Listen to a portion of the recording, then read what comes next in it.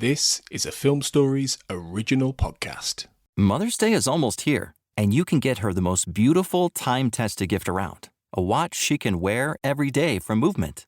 Whether your mom is into classic dress watches, rare and refined ceramics, or tried-and-true bestsellers, Movement has something she'll love. And right now, everything at Movement is up to 50% off site-wide during their Mother's Day sale. A watch is a gift that celebrates all the time you spent with mom. And a Movement watch is even more than that. Movement uses industry-leading materials for their fresh modern watch designs, from technically complex ceramics to vintage-inspired style. All for an incredible value your wrist and wallet will both love. And with one-size-fits-all convenience and fast free shipping and returns, it's a stress-free shopping experience. Save big on the best Mother's Day gift ever with Movement. Get up to 50% off site-wide during their Mother's Day sale at mvmt.com. Again, that's up to 50% off at mvmt.com. This is so unnecessary, Fox.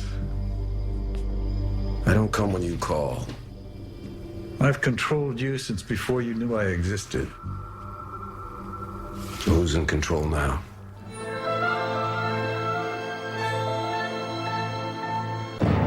Welcome back, everybody, to the X-Cast. The truth is in here. One last time. Well, almost one last time. We're in the middle of our Season 10 coverage of My Struggle 2, the season finale. We have arrived. I'm Tony Black, your host. And with me for this second look at My Struggle 2, I'm joined again by Tanya Hernandez. Hello again, hello again. Hello again. And you're coping very well with this, as you said before, this emotional time. Oh, you're helping me cope, that's for sure. It's been rough the last few hours. It's been a rough one. This is close to just seeing the episode, really. And of course, this is the end, as I said at the end of the last episode, and that was a nice little wink to the how they changed the credit sequence, where it normally says the truth is out there just before we get created by Chris Carter. This time it was this is the end, and that was quite a sobering thing to say, wasn't it? Yeah, it was. I mean, the end of humanity, the end of the show, the end of my sanity, because the show's going to drive me nuts. If you had an episode, it wouldn't be called My Struggle, it would be called My Sanity. Yes. I think there you go. Yes. Yes, pretty much. Yeah. I think it was a deliberate little tease that obviously it links to the idea that this is the end of the road for the world, it's tying into that. But I think that they're very deliberately teasing us because, the show's done very well in ratings across the world. We've been saying this in previous episodes. Yeah. Today, Chris Carter has said that, Fox have pretty much turned around and said, we want more. And that as long as everyone can align their schedules, with Gillian being probably the most difficult. Gillian being the most difficult, although she did tweet, I don't know if you saw it, she did tweet, she tweeted a picture of her chair when she was filming, and there was a little caterpillar on it, and she goes, that's the end of this. Scully has turned into a caterpillar, and she'll turn into a butterfly. And then at the end of the tweet, she wrote, until next time, with a question mark. And everybody's like, there better be a next time. So I do appreciate that she did tease that. I know she wasn't sure, but I'm sure they will try to convince her to come back in some form or fashion and try to get her back, because you can't just leave the show the way it did and not have her there. Exactly. So, as we talked about the cliffhanger in the last episode, I think they kind of left it that they could do it either way, but she has to be back. I would suspect that conversations have already been had in the last few weeks, really, about everybody. And I think everyone will have turned around really and and gone, well, it's done well. People are lapping it up. Let's do some more. And I'm hoping in the next few weeks or next couple of months we might get an announcement that season 11 is a go, because they would more than likely film it in the summer. So for another January airing. So they might as well repeat the trick. It's done very well. There's no reason why they shouldn't just do this again at the start of 2017. If anybody is listening to this that works at Fox, 10 episodes. Carter, 10 episodes. Please don't do 6 again. Yeah. 10 episodes. 10. Please. There you go. But that, as we've said before, is the biggest sticking point with Gillian, because she has repeatedly said 6 is more than enough for me to be away from my kids and London and my other TV work. Right. So I think it's because she lives in England. It's more difficult for her to do it. Yeah, come on, guys. Just give her a little bit more money. Give her a little more love.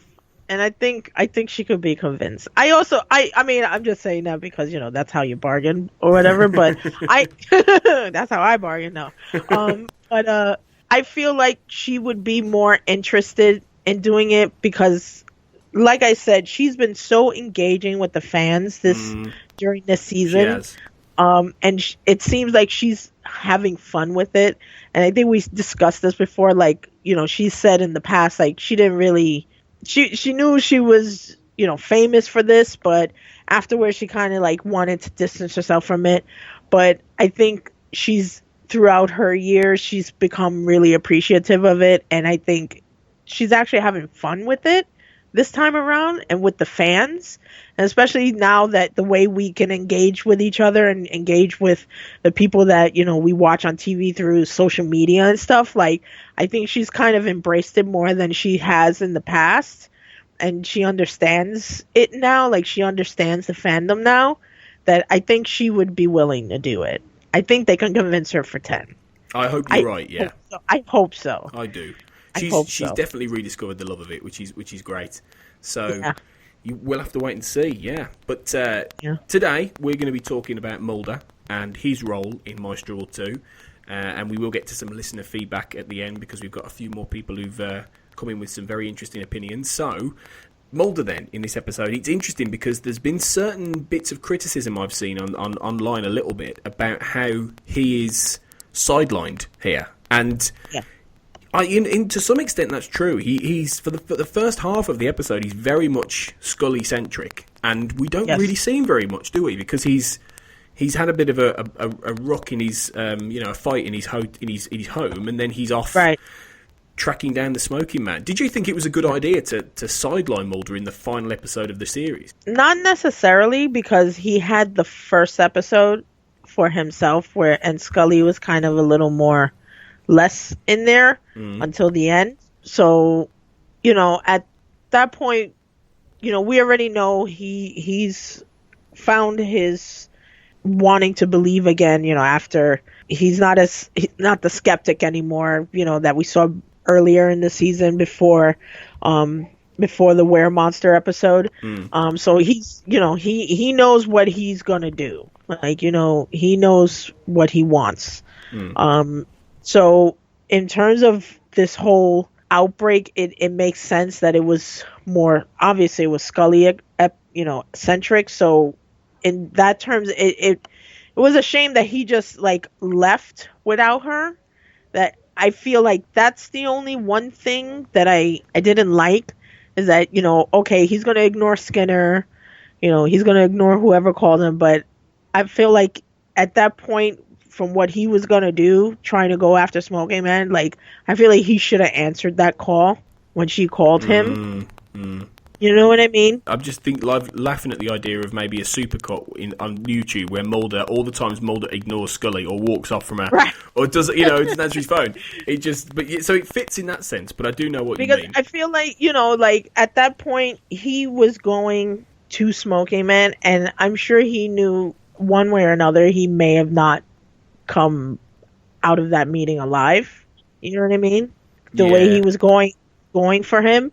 So I feel like at that point, maybe he should have spoken to her. That's the one thing I would say was kind of not true to him, I feel, at that point. But, I mean, I get that, why he wasn't in it so much. But he did have that critical interaction with Smoking Man, because he was going to be the only one that could really have that conversation with Smoking Man. You know what I mean? That is true. Before we get to talking about that very quickly, you mentioned Skinner earlier. And, we do see Skinner briefly in this episode. But I've got to say, overall, I really think Skinner's been shortchanged in this miniseries. Because we've hardly seen him. He's probably had about 5 or 6 scenes for the entire 6 episodes. No, I agree with that. Totally. And I'm like, well, we need more Skinner, And I was like, he should have, where was he involved? I'd much rather have had Scully with him, or him going and finding Mulder instead of Miller. You know, right? Why wasn't Skinner doing that? Imagine Skinner and the Smoking Man are back together again. Like in that scene, if Skinner had been the one coming in and, you know, confronting the Smoking Man, going, "What the hell are you still doing alive?" And all, that'd been so good.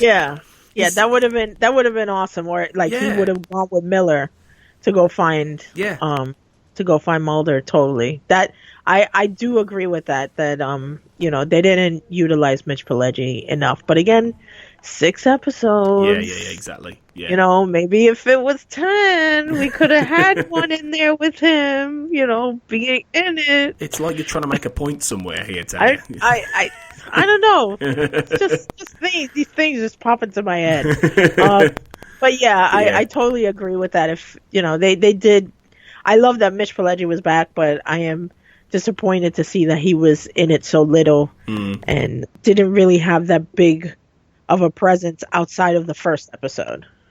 You know what I mean? And even then, that was very minimal. Yeah, it's a bit of a shame, but you know, at least he was around. At least he was in it in some respect. Right.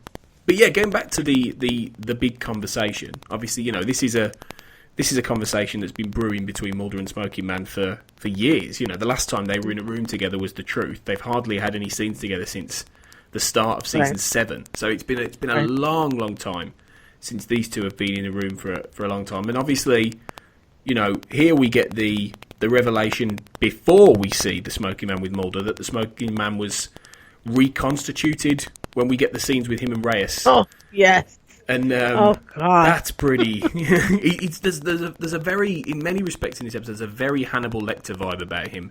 I thought. Yes. I said in the first episode he looks like Mason Verger from Hannibal, but in this case it was when he's lying in that bed, you know, and he's all disfigured and everything. I was like, oh yes. And he says, you know, I may be weak, but I'm the most powerful man in the world. Yeah. Like, oh shit. Yeah, that's good. William B. Davis was great, wasn't he? Again, it was great to see him back. Yeah, I mean, again, we only saw him in 2 episodes, but he, as always, makes an impactful presence when he's there. So, in his limited capability, you know, that he was there, and I thought he did great. And he's still living. Remember, he got away once again. This guy got away again. No, Miller didn't shoot the guy. He didn't do anything. He just like looked at him, took Mulder, and went back to Washington. But he's just sitting there chilling in South Carolina somewhere. I was very happy. They didn't kill him off. I kept thinking they can't do that now. They've killed him too much now. You know, they can't keep killing him off again, because besides which, why go to all the effort of bringing him back and doing quite a massive retcon? Let's be honest. I mean, the fact they managed to, they didn't even really try and explain how he was back from the dead. You know, they just put him in hospital under a lot of like covers. I'm just gonna say it right now: alien DNA. But that's the thing. Chris Carter doesn't even care enough to even say that. He's like, he's back. Just go with it. Just roll with it. It's fine. You gotta have the villain, right? Yeah, exactly. You gotta have the villain. Yeah. And no matter, he's like Jason. He's like Freddy. No matter what you do, he's gonna come back. So you gotta have him. But that's because he's more than just a character now. He's an icon. He's an iconic villain in TV history. So it's more than just having a character back. It's about having a symbol that is the X-Files almost as much as Mulder and Scully is. You know, I mean, they made a point of one of Scully's photos being Smoking Man from the pilot, you know, in that opening bit, you know, which was very telling, you know, to point out he's been here since the very, very beginning. And if this is the end, which this isn't going to be the end, I'm pretty certain, but if it is, then it's all full circle. But I thought that he was great, even though you've got to swallow a lot really to stomach him being back. He's great. The scene he's in is great. And his Skeletor appearance was fantastic. I was like, oh! Yeah, my friends and I, we were all watching this, and we did the same motion at the same time, like, oh, when God. He takes the mask off and shows Monica it was like, oh! Whoa! That's grim. I see your nasal cavity. But it was great. I mean, and the line that Mulder says, "I wish Scully was here to see what a true monster you really are." Yeah. Like, it just shows, like, yes, he is the epitome of evil. in the X-Files. And like he's not even trying to hide it now, which is what I like. You know, No. he's very much a case of, I'm just going to let the world burn, and I'm going to bring this on. Right. And it's been, you know, and I'm just going to enjoy it. And, you know, I will miss you, Mulder. And it was interesting when I think it's Monica who says, you know, he says he loves him. And you know, and that's the little allusion to the fact that he might be maybe his father. Yep. But they don't really bring that up in this, but it's that whole extra little layer of their relationship, which will never be anything other than hatred on Mulder's part, and pretty much sinister sort of. I mean, he says, doesn't he, Smoking Man? My life has been. You gave my life a point. You know, to Mulder, which I thought was a really interesting thing to say. That Mulder has kept him going. I mean, isn't that what a father says to their child? Give me a reason to live. Exactly. You know what I mean? Like this, but in this way, it's kind of twisted. Yeah. You know, and like grotesque. Like, oh man, this is like messed up. This is like some like Roman tragedy stuff going on here. You know.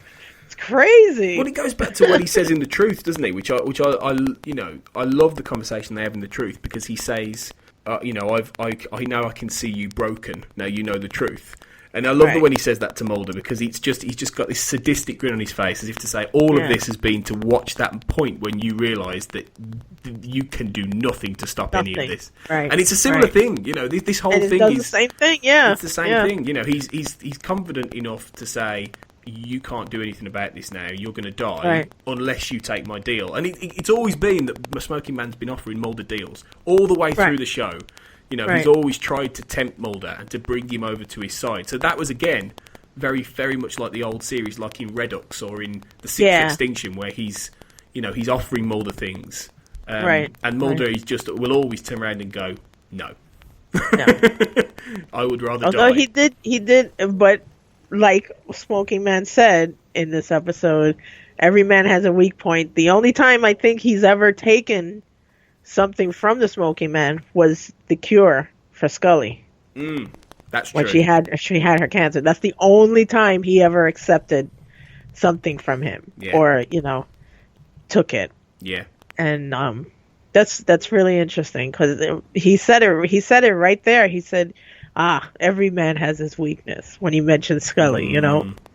So it's true. It was a really, I mean, it was short, but you know, it was really good to see that their interaction again, because that's, you know, the two forces. I mean, that's the good versus evil. So it was really great. It was really great to see that. It felt like old times for me as well. Yeah. It was like, well, you know, the show has evolved. You know, the show has changed in some respects to be what it is now. But this is the same kind of conversation they would have had at the end of season 7 or season 8. When you make decisions for your company, you look for the no-brainers. And if you have a lot of mailing to do, Stamps.com is the ultimate no-brainer. Mail checks, invoices, documents, and everything you need to keep your business running.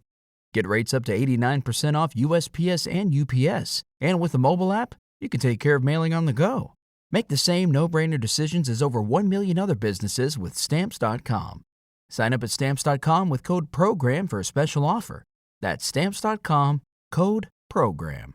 Or, you know, if it had gone that way, it was just, this is like the old show. And I loved that. I was just there like, this is great. Just a Smoking Man just enjoying wrapping Mulder around his finger. I was like, it's great. Right. You know, it's like old times, really. Yeah. I mean, you know, even though, like we said, despite the fact that, you know, Mulder had such a small role in this episode, having him in that scene was vital, and it made it worthwhile, you know, because we had to get that. We had to have that there. And Mulder's the only one that can have that that scene with him. You know what I mean? Those moments with him. Don't you kind of wish that Monica would have been there, though, at that point? And then Mulder's like, what are you doing here?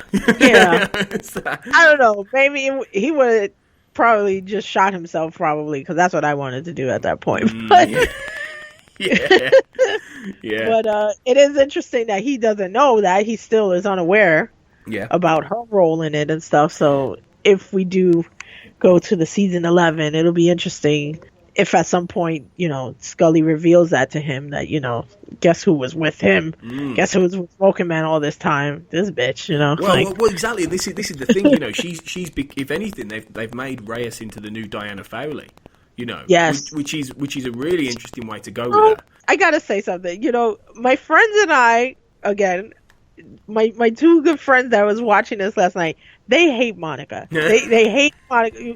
My one friend that I've been friends with, in college, that we became friends because of X-Files, she hated her when she got first introduced. And my other friend, who I introduced X-Files to last year and got her to the point where she watched everything before the new season started, she hated Monica. And I was like, I like Monica. I really like Monica, and I was like, when she made that phone call before the commercial, and it's like, meet with me or whatever, and they're like, that better not be Monica. I'm like, yeah, it's Monica. She's gonna be there. And then when the reveal happens of what she did, I'm like, no, not Monica. Because I actually liked her. I wasn't a fan of Doggett, but I was actually a fan of Reyes. And I don't know, it's just, that was really, that was a bummer. It was a real bummer. It's like I said in the last episode, I don't believe it for 1 second. I don't. Yeah. It's a twist too far, really. I've got to say that, though, you going back to that phone call, was it just me, or was it really weird that Scully didn't recognise her voice? Because I know it's been maybe 10 years since they've spoken, right. But she worked closely with Monica Reyes for a long time, and it's like, well, you surely would recognise her. In the normal world, you'd go, oh, that long, Scully. Come on, yeah, now. It's like, who is this? Who we all blatantly know it's Monica, because you can tell Annabeth Gish voice. And it's right. I just felt like, oh, come on. Scully, it's Monica. Cut it out. Yeah. All right? Come on. I was waiting for her to say Monica, and then commercial. It's like, no. I'm like, come on, Scully. You gotta be kidding me. You mean you've travelled all that way not knowing who this is, even though it's blatantly somebody you worked with for a year and a half?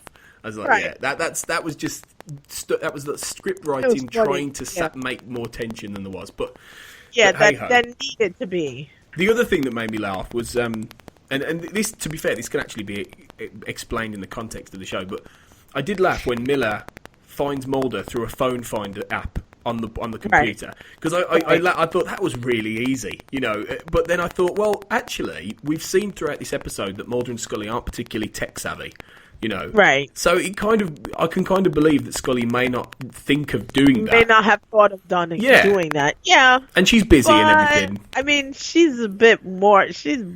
I would think she was a bit more tech savvy than Mulder was. Well, yeah, and he's the one that was living out in the woods somewhere.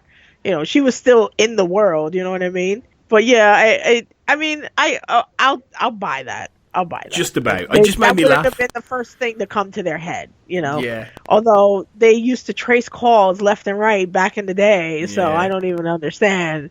They used to trace phones too back in the day. Yeah. I don't even understand how she didn't think of doing that, Exactly. Going to the FBI and be like, hey guys, here's Mulder's number. Can you trace a cell phone? You did it before, Yeah. Whatever. Just get Danny onto it. Suspension of disbelief. Yeah, exactly. Exactly. It's just little things that sometimes make me laugh, though. In the way they plot. Yeah, it's like, oh, that's really easy. That Miller just finds an app and goes, click that. Oh, there's Mulder. Oh, look, it's just conveniently right there. It's the only bright colored app on the desktop. I did chuckle at that. And actually, you could see it earlier when she goes to watch the Tad O'Malley, because I noticed it. Yeah. I noticed it when she was watching the video when she first gets to the office. And then later when he's like, oh, let me see what's on the computer. Oh, look at this bright yellow thing here that says, find my phone. It's like, oh, man, come on now. But we'll just go with it. There was exactly. There was a finish as well, as we talk about how then Mulder obviously is taken on the bridge, and you get the whole cliffhanger and the ending and the UFO and everything. And there was an interesting question asked Chris Carter in the interview I mentioned that he does with TV Line, which was, Scully obviously is immune to the Spartan virus because she was abducted, years ago, and it's pretty much said to her by Reyes, you were abducted, this was done to you then as part of all that, which, there's always been a million things that were done to Scully, in that one abduction. cancer, pregnancy. But anyway, they got a lot done in that short space of time. But the question was, well, Mulder was abducted too, so why isn't he immune? And Chris Carter actually said that's actually a really interesting question that deserves answering. That was it. That was his words. Now, the reality is, I don't think he's thought of that answer yet. But if you think about it, if that does actually play in, I think it's because if Scully was abducted by men, and I think Mulder was abducted by actual proper aliens. Aliens, yes. And I think that's the difference, really. Yes, I think so too. Because I think my mother actually today, she was like, I didn't like that last episode or whatever, but she mentioned that to me too. She was like, wasn't he abducted? And I'm like, yeah, he was. I was like, he disappeared once, and I was like, that's right, he was abducted, because then that's what happened. This is not happening. Yeah, he was dead. And he was dead. Yeah. So yeah, I could see that would be the reason why he doesn't have this DNA in him, is because he didn't get abducted by the conspiracy. He got abducted by actual freaking aliens. The actual, yeah. Because you see him on their ship, don't you? You know, in the Brian Thompson, the bounty hunter, and he's all.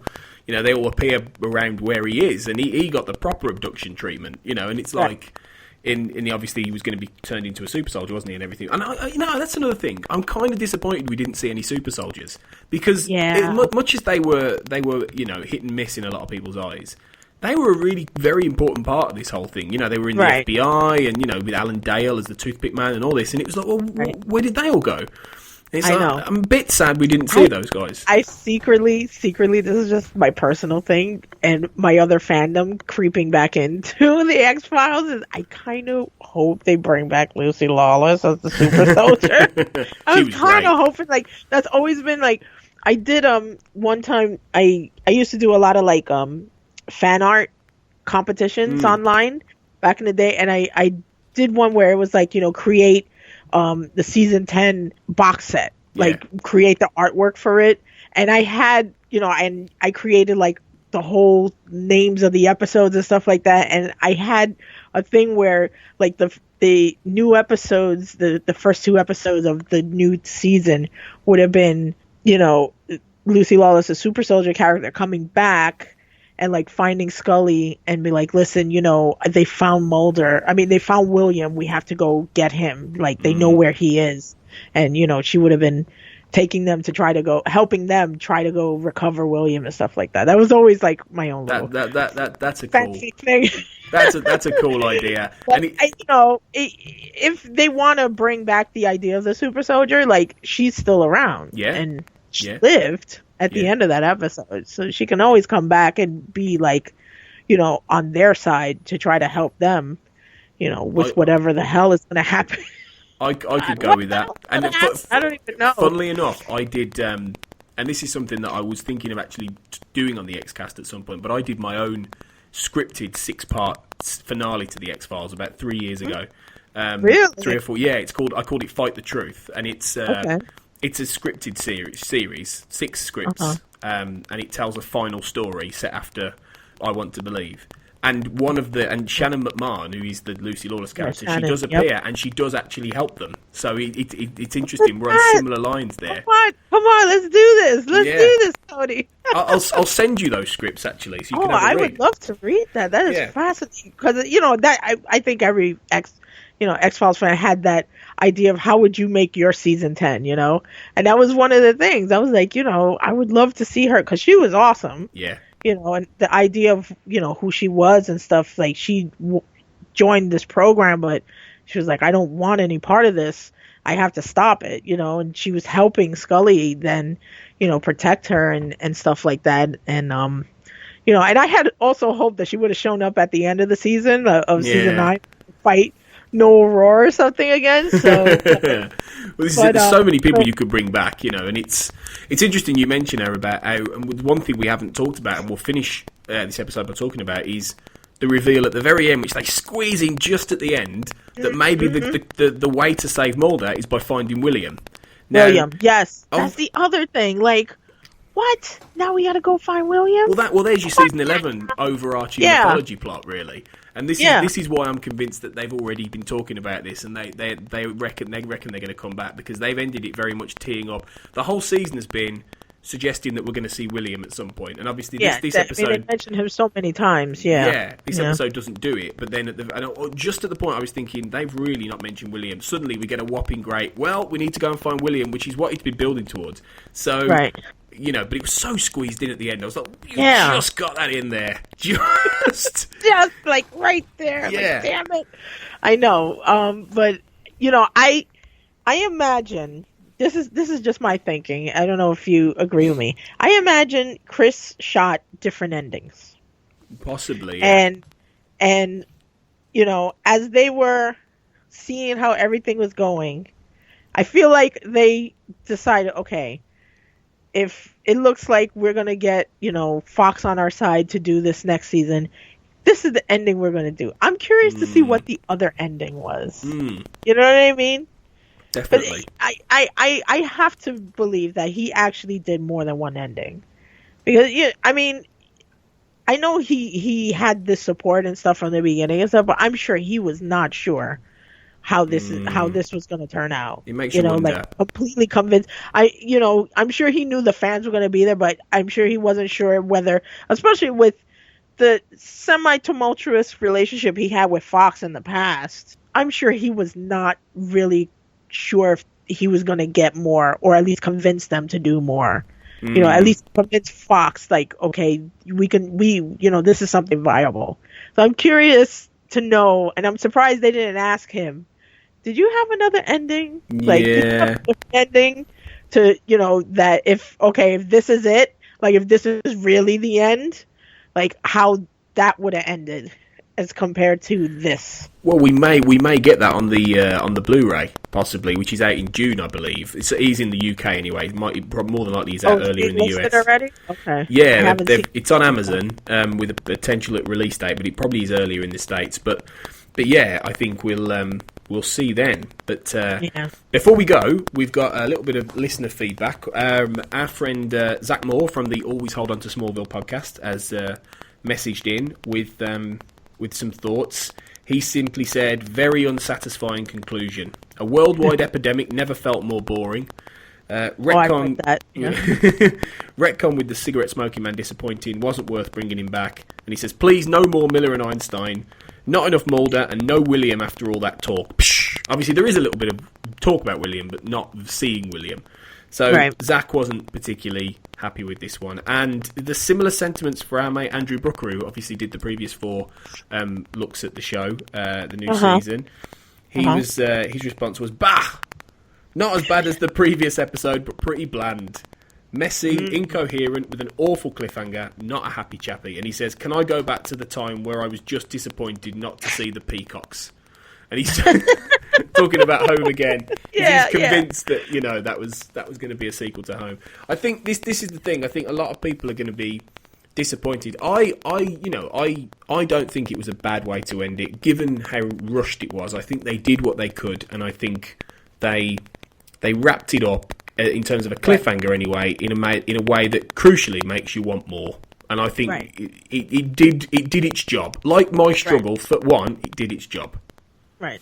I agree. I thought we'll talk about it more, but like I mentioned before, if the episode would have been 2 hours, I think it would have felt better. Yeah. At the end. I think everybody would have felt better at the end. Because, like I said, I changed my name on Twitter, Destroyed X-Filer, because I was devastated. And I agree with the what one of the people said, that it was rushed and everything was just too much, and it was. I think it was just a lot to absorb in too short of a time, and then to end it like that on such a huge, not even like a little cliffhanger. This was huge. Yeah. I think this was about as big as the one where Mulder was stuck in the train car and they blew it up.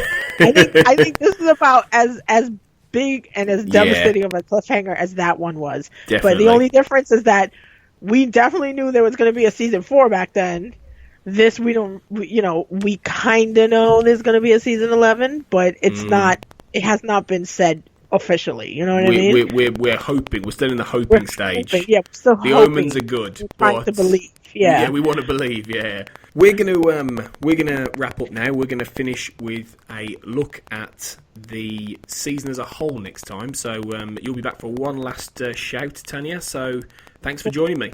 Thank you very much. Again, like I said, you are my therapist right now. No pressure on me there, but okay. Well, we'll be back tomorrow for our last season 10 coverage episode. So until then, remember, trust no one.